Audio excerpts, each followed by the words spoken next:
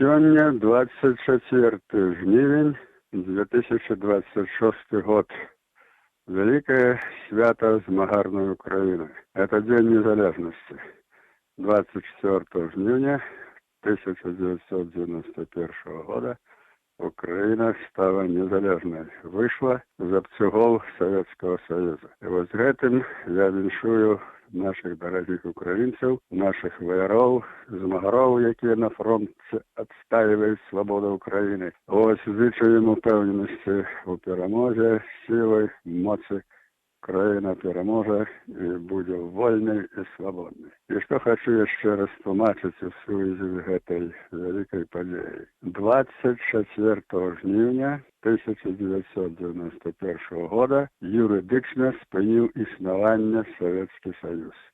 Справа в тим, що поводле права міжнародного, коли з некой домови, яка обумовлює кількість домовлених, выходит одна позиция, один бок, то эта домова перестає існувати.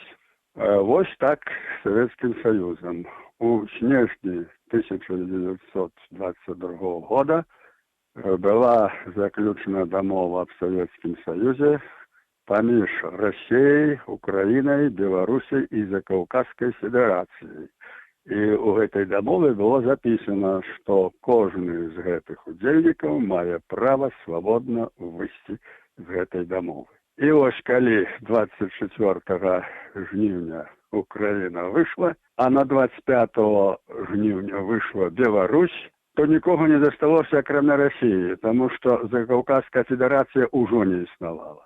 Таким чынам, конец Советского Союза пачаўся 24 жнівня, был затверджены 25 жнівня, и зараз и Беларусь, и Украина змагаются за свою незалежность супроть агульного ворога. Украина на фронтах, кажусь, укрывала войне, а в Беларуси идет гибридная война, потому что фактично нас оккуповали про своих марионеток, типа вот этого Лукашенки, и там идет так само война гибридная. Ось. І будучыня нашай свабоды Беларусі і Украіны залежыць ад гэтай нашай перамогі. А яна будзе, чаго і зычу нашим сябрам-украінцам. Зіновій Станіславович, скажите, калі ласка, яшчэ, безумоўна, Украіна пераможа. Як гэта будзе адбывацца пасля вайны? Які будуць стасункі паміж нашымі краінамі? Чаго наогул можна чакаць? Стасункі паміж Беларусі і Украінай будуць самыя найлепшыя, тому што мы натуральныя сябры. У нас нема вялікіх супярэчнасцяў ні ў гісторыі, ніколі. Беларусы найбольш прыхільны да украінцаў народ. Дарэчы, украінцы гэта павінны ведаць, таму што руская агентура працуе, каб нас пасварыць. А тут трэба быць вельмі асцярожнымі. Таму адносіны будуць самыя найлепшыя. Гэта безумоўна. Яны такія былі у 18 годзе, калі Украіна змагалася за незалежнасць і кароткі час мела і Беларусь, калі была аб'яўлена незалежнасць Беларускай Народнай Рэспублікі. Былі хорошыя стасункі.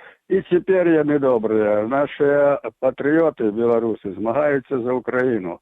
Іх, кажуць, уклад не застаецца незаўважаным. Гэта будучыня вольнай Беларусі, якая куецца на Украіне.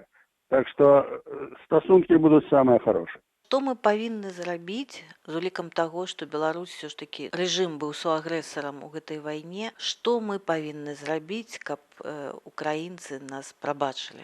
Это вялікае пытанне, ці ёсць гэта суагрэсары. Беларусы не ёсць суагрэсарамі. Беларусы пад акупацыяй, і Расія, заняўшы нашу тэрыторыю праз этого халуя, як кажуць, кінула свае войскі на Кіеў.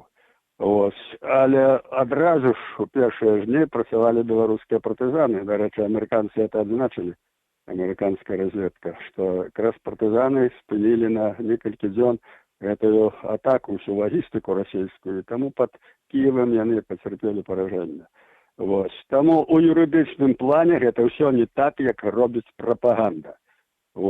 Так што з украінцамі зараз хорошыя адносіны, і нашага народа добрыя адносіны, а то, што рэжымная прапаганда, там, Лукашенко, яны пойдуць пад суд. І за гэта таксама, за падтрымку агрэсіі Расіі.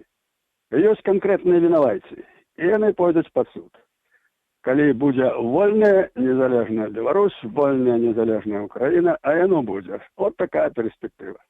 Слава Украіне, героям слава, жыве Беларусь!